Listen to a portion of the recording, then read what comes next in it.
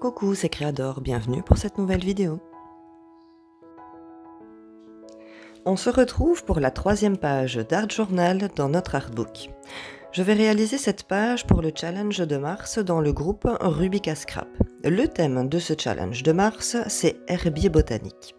Merci Rubika de m'avoir proposé de participer. Alors pour commencer, je vais fortifier les pages de mon livre en les collant tout simplement 2 par 2. Je vais utiliser pour ça une colle en bâton. Une fois que mes pages sont collées, pour éviter les bulles, je vais venir tirer ma page. Donc je place une latte à l'intérieur de mon livre et je viens bien tirer jusqu'au bord de ma page. Ensuite, je vérifie bien que le bord des pages est bien collé. Pour les étapes suivantes, je vais utiliser une technique qui demande beaucoup d'eau. Je vais donc par précaution renforcer ma page en venant en coller une supplémentaire. Donc toujours de la même façon, je mets de la colle, je referme, je tire bien avec ma latte pour enlever le maximum d'air pour pas qu'il y ait de bulles et je vérifie toujours bien que le bord de mes pages soit bien collé.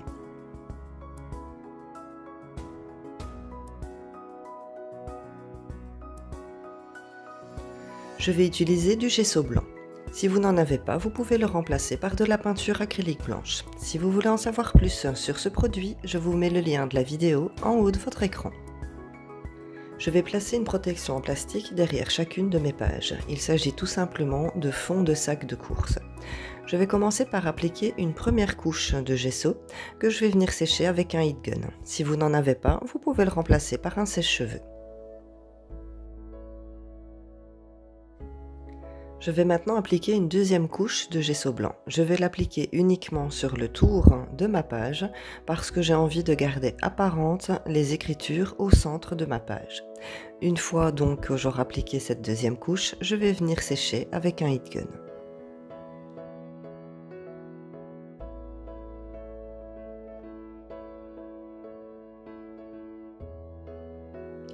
Je vais utiliser cette planche de tampon transparent qui vient de chez Action.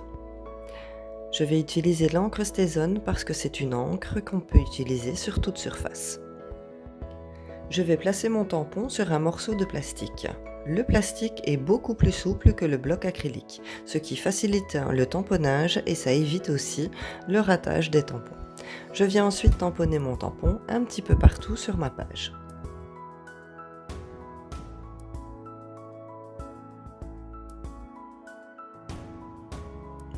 Je vais utiliser une planche de tampon transparent qui vient de chez Action. Je vais utiliser la grande fleur qui se trouve au centre. Je vais venir l'imprimer sur le bas de ma page droite.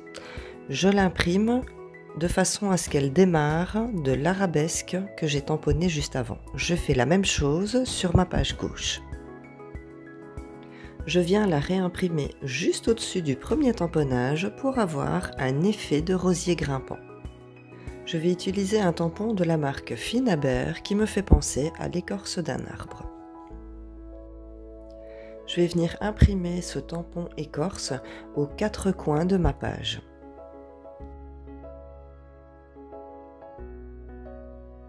Je vais utiliser cette planche de tampon transparent de chez Action pour les petites coccinelles. Je vais imprimer une petite coccinelle par-ci par-là sur ma page. Je vais utiliser cette planche de tampon qui vient de chez Action.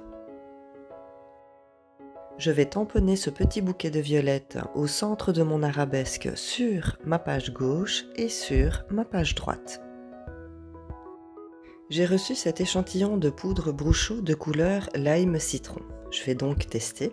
Je vais aussi utiliser cette poudre magicale Stempuck Sepia. Ce sont des pigments qui activent leur couleur au contact de l'eau. Pour l'application, je vais utiliser un pinceau éventail. C'est beaucoup plus facile pour l'application de cette poudre qu'un pinceau classique. Je commence par appliquer de l'eau sur ma page. Ensuite, je viens placer ma poudre Bruchot Lime Citron Vert. Pour activer les pigments de ma poudre, je vais mettre un spray d'eau. Je vais utiliser mon heat gun pour faire déplacer la couleur sur ma page et en même temps, au fur et à mesure, ça séchera ma couleur également. Je vais enlever le surplus d'eau au fur et à mesure du séchage avec une lingette pour bébé. Une fois que ma page est sèche, je vais procéder de la même façon pour la couleur Stampuck Sépia. Je viens placer cette couleur aux 4 coins de ma page. Je vais donc mettre un spray d'eau, placer ma poudre Stampuck Sépia, lui mettre un coup de spray d'eau pour activer les pigments. Je viendrai donc, tout en séchant avec mon heat gun, faire déplacer ma couleur. Je vais enlever le surplus d'eau avec une lingette pour bébé, jusqu'au séchage complet de ma page.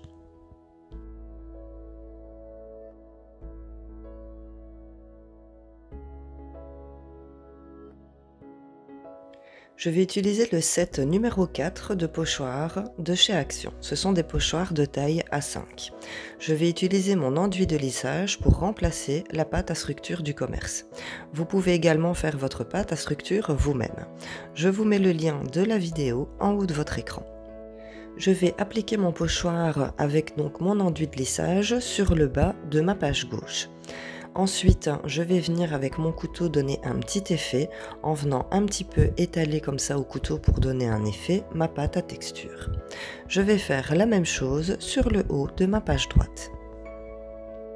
Pour l'application donc de mon enduit, j'utilise un couteau de peintre. Vous pouvez très bien utiliser une vieille carte de fidélité. Pour terminer, je viens sécher ma page avec mon heat gun. N'oubliez pas de toujours bien nettoyer votre matériel après chaque utilisation. Sur une feuille blanche de 160 g, je vais venir tamponner 3 petites coccinelles. Je vais utiliser les crayons de couleur de chez Action. Je vais utiliser le numéro 26 qui est le rouge. Je vais coloriser grossièrement mes 3 petites coccinelles. Ensuite, je vais les découper.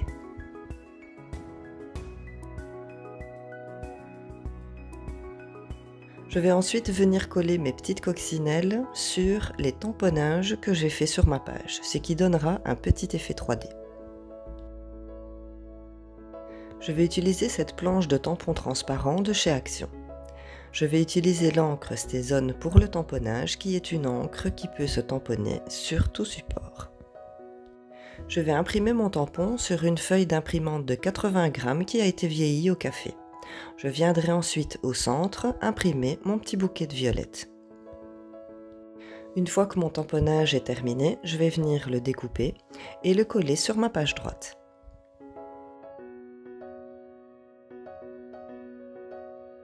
Je vais utiliser cette planche de tampon transparent qui vient de chez Action.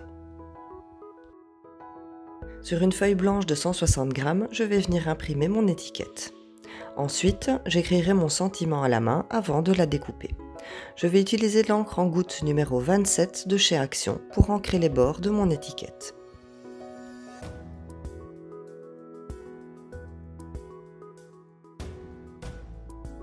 Avec la colle Tacky Glue de chez Action, je vais venir coller mon étiquette au centre de ma page gauche.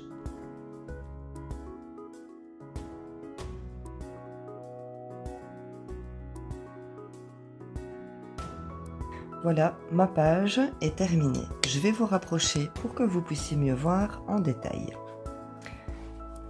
On a donc les tamponnages. Donc je suis partie sur un fond de tamponnage qui représente donc des fleurs pour représenter le thème botanique.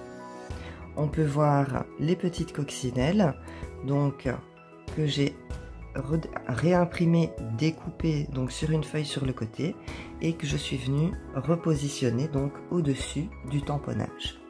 J'ai mon étiquette, ma pâte à structure avec mon pochoir. On voit bien donc la première couleur ici, le Stampuck Sépia, et ensuite la couleur citron vert. Ça donne de jolis effets. Et on termine ici donc avec la pâte à texture, pardon. J'aime bien les effets que ça donne. Donc le lime citron, ce sont 2 couleurs. Donc c'est une seule poudre avec à l'intérieur les pigments jaunes et les pigments verts. Donc ça donne un joli mélange. Moi, j'aime beaucoup. Voilà donc pour notre 3e page d'Art Journal dans notre artbook. Je vous remercie beaucoup de m'avoir suivi jusqu'ici, ça m'a fait super plaisir de partager cette page avec vous. N'oubliez pas le petit pouce pour m'encourager, abonnez-vous si ce n'est pas déjà fait, et je vous retrouve très bientôt pour une prochaine vidéo. Surtout, prenez bien soin de vous. Bisous!